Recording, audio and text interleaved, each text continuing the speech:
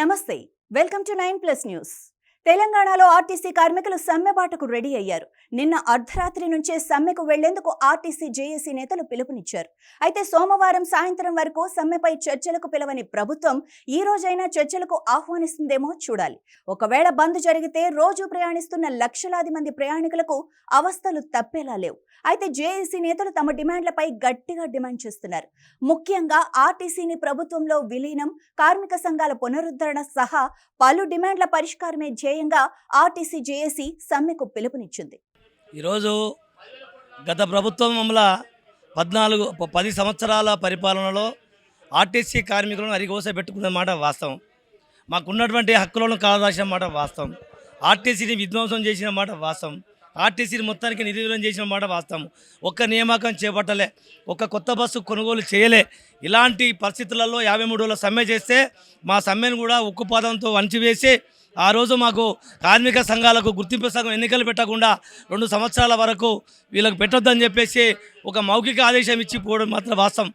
అలాంటి పరిస్థితులలో కార్మిక వర్గం అంతా సలసలసల మండే నీరులాగా ఆ ప్రభుత్వం మీద నిప్పులు చెరిగి ఆ ప్రభుత్వం మీద వ్యతిరేకతతోని మరి మన కాంగ్రెస్ ప్రభుత్వం వస్తే వీళ్ళేదో ప్రజాపాలన అంటున్నారు, మన ఆర్టీసీ పట్ల సుముఖంగా ఉన్నారు, మనకు హామీలు ఇచ్చారు, ఎన్నికల మేనిఫెస్టోలో ఆర్టీసీ ప్రధాన అంశాలు పెట్టారు, వాళ్ళు చేయని వాటిని మేము చేస్తామని చెప్పేసి మరి ఒక పక్క ఎన్నికల మేనిఫెస్టోలో పెట్టారు। కాబట్టి ఆ ఎన్నికల మేనిఫెస్టో పెట్టేటి ప్రధానంగా ప్రభుత్వంలో విలీనం, యూనియన్లకు ఎన్నికలు పెడతామని, తర్వాత 2021 మరి 25 వేతన సవరణ చేస్తామని, ఆర్టీసీ అభివృద్ధి పథకం తీసుకొస్తామని, విస్తరిస్తామని, రకరకాల ప్రభుత్వ ఉద్యోగులతో సమానంగా అన్ని సౌకర్యాలు ఇస్తామని చెప్పేసి చెప్పినందుకు మరి వాళ్ళ మాటలు నమ్మి విశ్వసించి ఈ కాంగ్రెస్ ప్రభుత్వం వస్తేనే మన బతుకులు మారుతాయని ఒక ఆశతో మరి ఆర్టీసీ కుటుంబాలు మొత్తం వారికి ఓట్లేసి గెలిపించిన మాట వాస్తవం।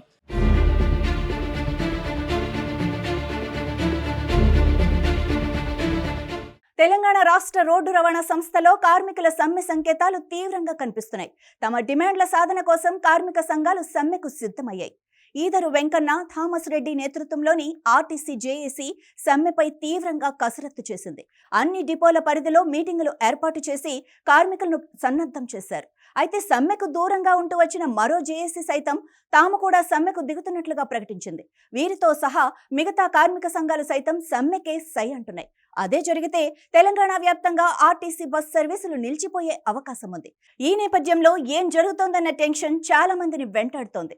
సమస్యల పరిష్కారంపై స్పష్టమైన హామీ రావాలన్నది ఆర్టీసీ జేఏసీ నేతల మాట।